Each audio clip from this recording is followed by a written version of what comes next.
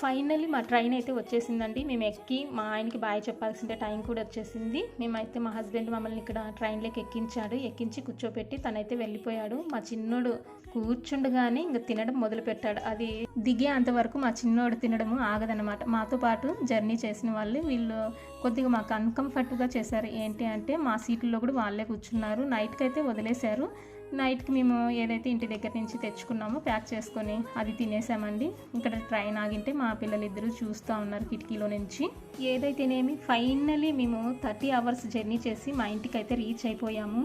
ఇక్కడికి వచ్చిన తర్వాత ఇంకొక పెద్ద ట్విస్ట్, ఇక్కడ ఎక్కడ చూసినా దుమ్ము ధూళితో నిండిపోయింది. ఎందుకంటే 3 months తర్వాత మేము వచ్చాం కదా, ఇక్కడ ఎవరు ఉండరు ఇంట్లో కూడా, అందుకే ఎక్కడ చూసినా డస్ట్తో నిండిపోయిందండి.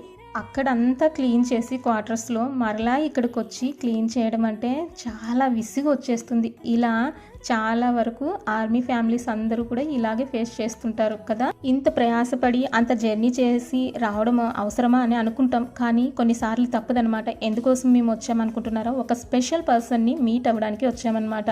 ఆ స్పెషల్ పర్సన్ని మీకు నెక్స్ట్ వీడియోలో ఖచ్చితంగా ఇంట్రొడ్యూస్ చేస్తాను.